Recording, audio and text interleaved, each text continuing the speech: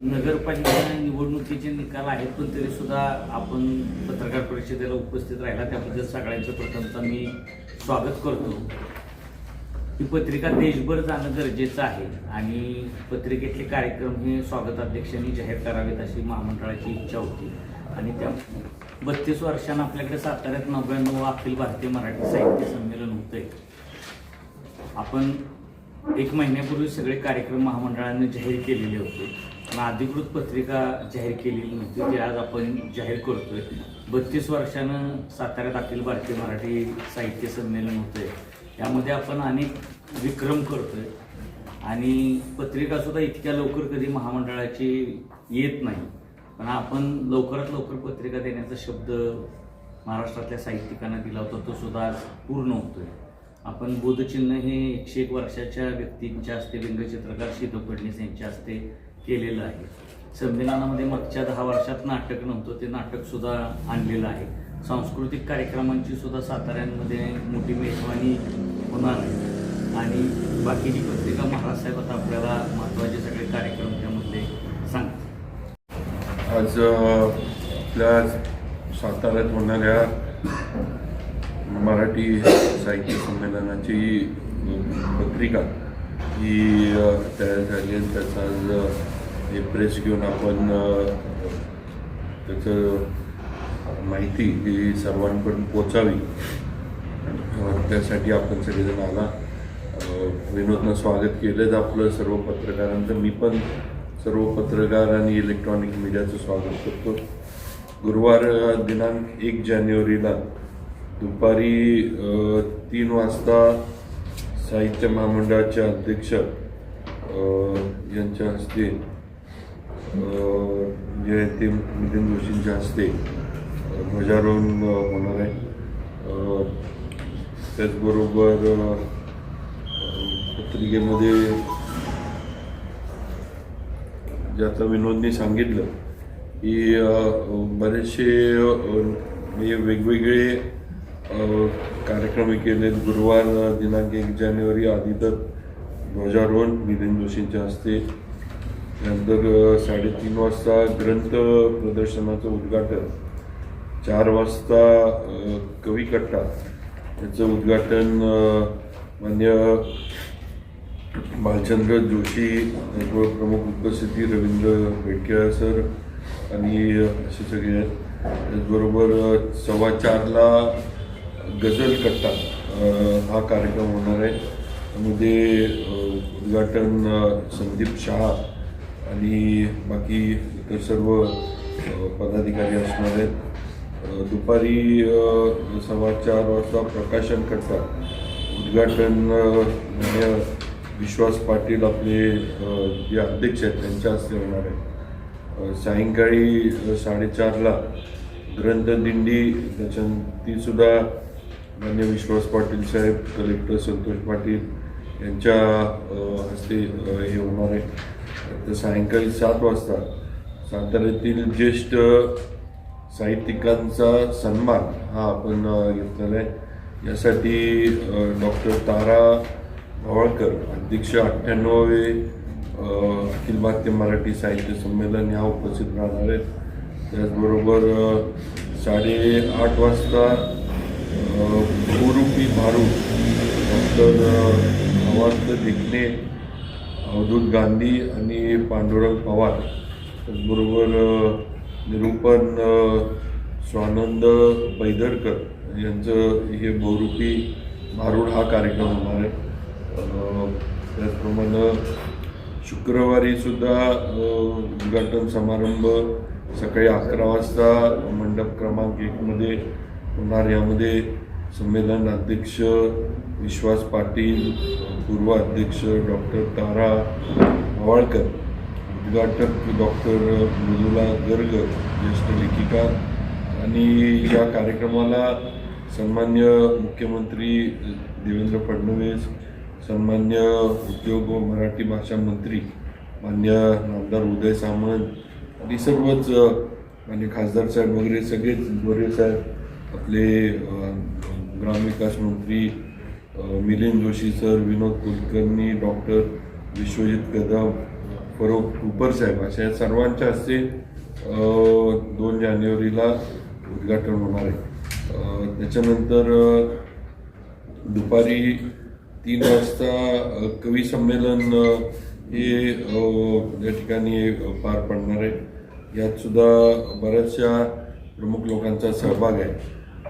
3 ते 5 यामध्ये संवाद बाल कुमार वाचकांशी, यामध्ये ल कडू आणि एकनाथ आव्हाड यांचं सहभाग असणार आहे. दुपारी 3 वाजता जागतिक प्रकाशन व्यवहारात मराठी प्रकाशन व्यवहार कुठे आहे ह्याच्यावर एक परिचर्चा होणार आहे. त्यामध्ये रोहन चंपानेरकर, डॉक्टर मनोज कामत, राजीव श्रीखंडे, अमृता तांदळे, शुभा साठे, संजीव कुलकर्णी असे सर्व संवादक संदीप तापकीर आहेत आणि निवेदक राजेश सोळसकर आहे. त्याचप्रमाणे 4:30ला मराठी कोश वाङ्मय आणि विस्ताराची दिशा डॉक्टर राजा दीक्षित हे अध्यक्ष असणार आहेत आणि सहभाग यामध्ये डॉक्टर साहेब खंदारे, डॉक्टर निलिमा रुंडी, पांगीलाल राठोड, प्रमोद पाटील, अविनाश कोले हे सर्व याच्यामध्ये सहभाग सगळ्यांचा असणार आहे. रात्री 8 वाजता नाटक गौरी थिएटर्स निर्मित प्रशांत दामले फॅन फाउंडेशन प्रकाशित शिकायला गेलो एक हे नाटक या ठिकाणी होणार आहे 8 वाजता. आपल्याला सगळ्यांना माहिती की मूळ कथा ही दमा मिराजदारांची आणि बाकी सर्व यामध्ये जे प्रमुख उपस्थिती बाकीच्यांची आहे. शनिवार दिनांक 3 जानेवारीला कथाकथन सकाळी 9 वाजता राजेंद्र गहाळ, माधवी नागपुरे, बाबा परीट, रवींद्र कोकरे, कल्पना देशपांडे यांच्या सहभाग असणार आहे. सकाळी 11 वाजता मुलाखत अनुराधा पाटील साहित्य अकादमी पुरस्कार प्राप्त ज्येष्ठ कवयित्री यांची मुलाखत असणार आहे. ती मुलाखत जी आहे ती डॉक्टर रणधीर शिंदे आणि डॉक्टर प्रवीण बांदेकर साहित्य अकादमी पुरस्कार प्राप्त लेखक हे मुलाखतकार असणार आहेत. त्याचबरोबर बालकुमार वाचक कट्टा संवाद बालकुमार वाचकांशी सकाळी 11 ते 1 यामध्ये संगीता बर्वे, राजीव तांबे ह्यांचा सहभाग असणार आहे. दुपारी 3 ते 5 गणेश घुले यांचा याच्यामध्ये सहभाग असणार आहे. त्याचबरोबर दुपारी 3 वाजता ज्येष्ठ लेखक प्रकाशक सत्कार लेखक उचल्याकार लक्ष्मण गायकवाड साहित्य अकादमी पुरस्कार प्राप्त लेखक यांचा सहभाग असणार प्रकाशनाचं आहे. त्यामध्ये म्हणजे अजितदादा पवार हे त्या दिवशी उपस्थित असतील. मकरंद पाटील, खासदार नितीन पाटील, आमदार अण्णा बनसोडे उपाध्यक्ष महाराष्ट्र विधानसभा ही उपस्थित सहभाग असणार त्यांचा. 4 वाजता पुस्तक चर्चा अमोल पालेकर लिखित ऐवज एक स्मृतिबंध सहभाग अमोल पालेकर, संध्या गोखले, वृंदा भार्गवे यांचा सहभाग असणार आहे. सायंकाळी 5:30 वाजता परिसंवाद घेतलाय.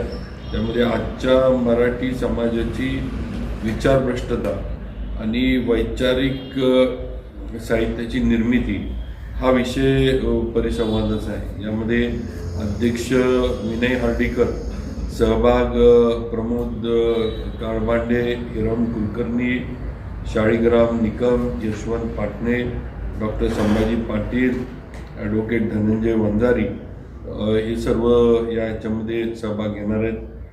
त्याचबरोबर रात्री 8 वाजता सांस्कृतिक कार्यक्रम हास्य जत्रा हा घेण्यात आलेला आहे. सचिन मोठे लेखक आणि निर्माता आणि त्यांचे सर्व इतर कलाकार, हास्य जत्रेचे हे उपस्थित राहणार आहेत.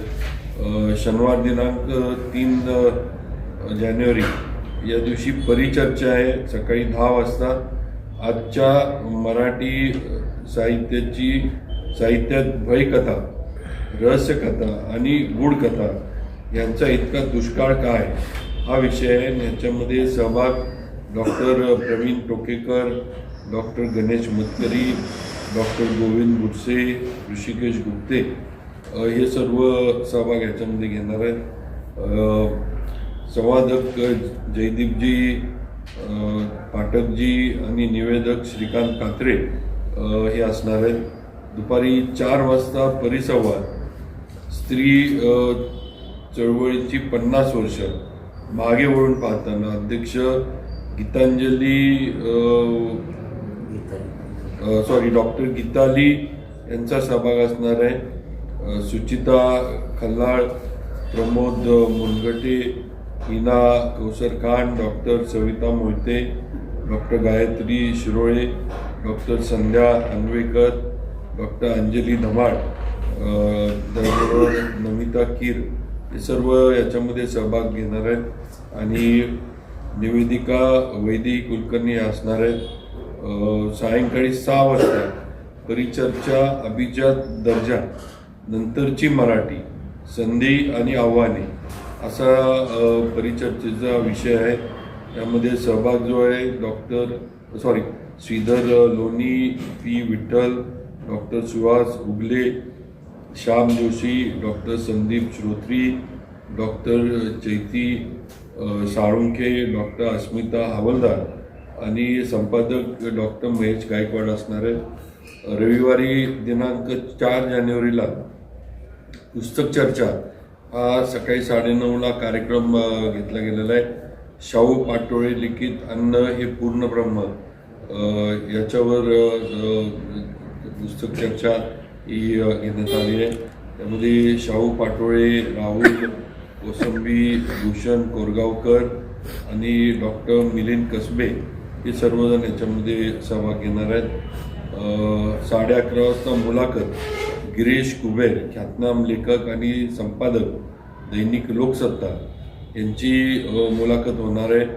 यामध्ये मुलाखतकार प्रसन्न जोशी आणि किशोर बेडकर हे मुलाखतकार असणार आहेत. दुपारी 1 वाजता कवी संमेलन भाग 2 असं घेण्यात आलं आहे. याच्यामध्ये सुद्धा बरेचसे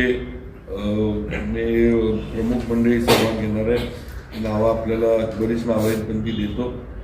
त्याचबरोबर सकाळी 10 वाजता परिसंवाद, बदलत्या ग्रामीण वास्तवाचे चित्रण आणि आजच्या मराठी साहित्य बदलत्या ग्रामीण वास्तवाचे चित्रण आजच्या मराठी साहित्यात का दिसत नाही याच्यावर परिसंवाद होणार आहे. हा विषय यामध्ये अध्यक्ष म्हणून भूषण कुमार उपाध्ये, सहभाग चंद्रकांत दळवी, श्रीकांत पाटील, भगवान काळे, चांगदेव काळे, राजेश शोभकार हे सर्व सहभाग घेणार आहेत आणि निवेदक हरीश पाटणे असणार आहेत.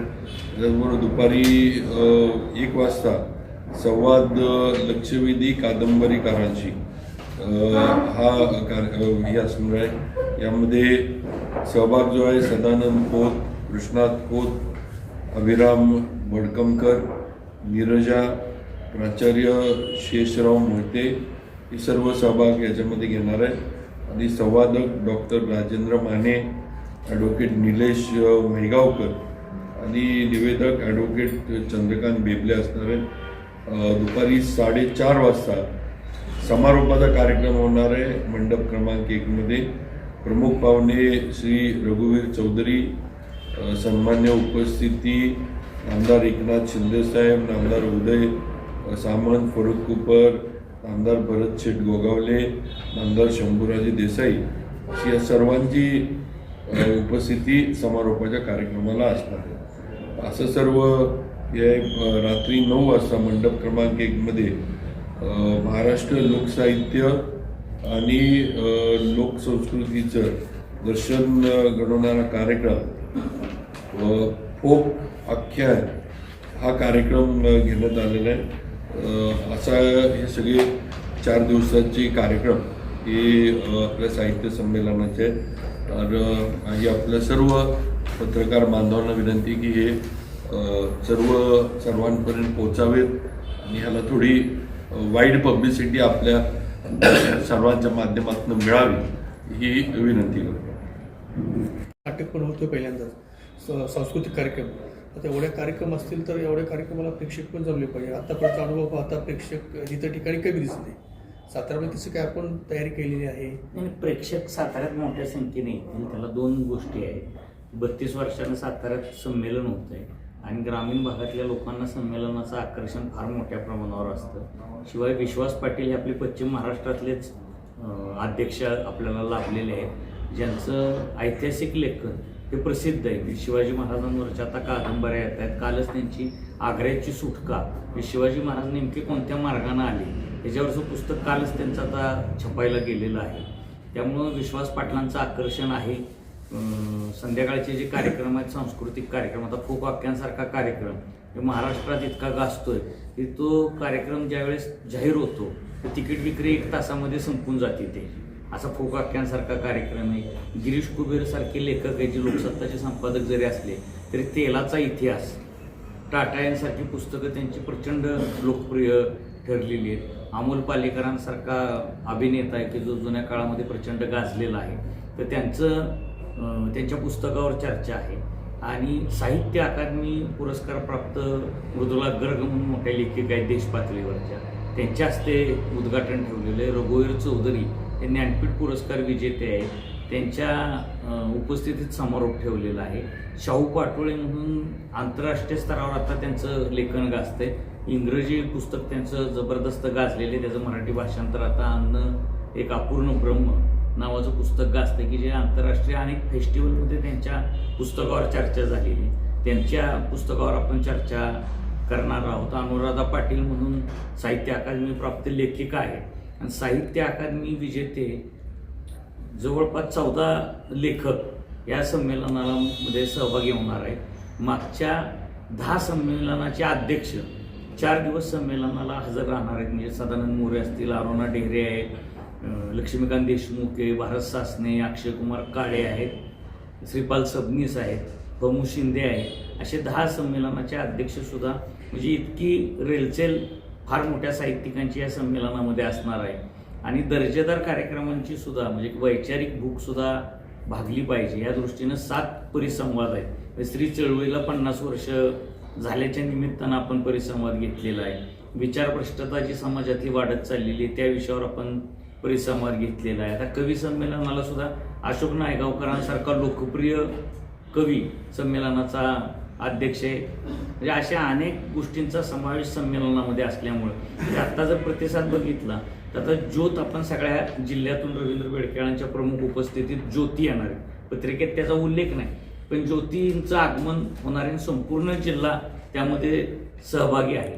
दुसरी गोष्ट की ग्रंथदिंडीला एवढा अभूतपूर्व प्रतिसाद मिळालेला आहे. मागच्या 10 संमेलनामध्ये जेवढी ग्रंथदिंडी मोठी निघालेली नाही. जवळपास 51 चित्ररथ ग्रंथदिंडीमध्ये आत्ता सहभागी होणार आहेत.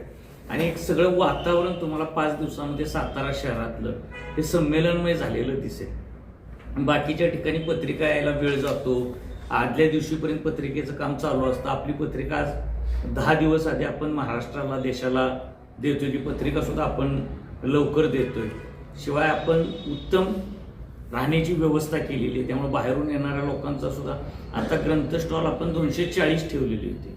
तर 240चे 240 ग्रंथ स्टॉल 10 दिवसापूर्वीच बुक झाले. म्हणजे माझं काय म्हणणं आहे की आम्ही प्रयत्न तर करू, संयोजक म्हणून आमची ती जबाबदारी आहे. तर थोडं आपण सुद्धा म्हणजे प्रेसवाल्यांनी पण जरा थोडं म्हणजे मांडणी किंवा लिखाण थोडं आपण पण की लोकांमध्ये थोडा इंटरेस्ट जाग करण्याचा जो हे आहे ते थोडं तुमच्या पण बातमीतनं थोडं झालं पाहिजे अशी एक मला हे वाटते. आम्ही विनोदनं सांगितलं ते राहायचं काही कधी या सगळ्या या भौतिक गोष्टी झाल्या, सगळ्या सोय करणं या भौतिक गोष्टी झाल्या. पण शेवटी तुझं आता आम्ही शाळांना वगैरे आम्ही करतोय किंवा मुलांचं ते सगळं करू आपण. ते काय मुलांना आता तुम्हाला माहिती आहे शाळेला सांगितलं की शाळा मुलांना घेऊन येते व त्या मुलांची इच्छा असेल नसेल ती शाळा म्हणल्यावर याला पण तो प्रयत्न आहे की त्याच्यातनं इच्छा काहींना आवड असेल त्याची इच्छा पण तुम्ही पण जरा आमची विनंती तिथे की प्रेसनं पण जरा वातावरण निर्मिती जरा एक 2-3 दिवस हे जे म्हणजे असं काहीतरी सगळ्या प्रिंट मीडियानं प्रामुख्याने थोडं हे केलं एक 2-3 दिवस आता प्रत्येकानं जर सगळ्यांनी थोडं काहीतरी म्हणजे तुम्हाला आयडिया जास्त आहेत पण माझा एक आहे की तुम्ही पण जरा काहीतरी 3-4 दिवस या आपल्या साहित्य संमेलनावर लिहावं. मला एक काय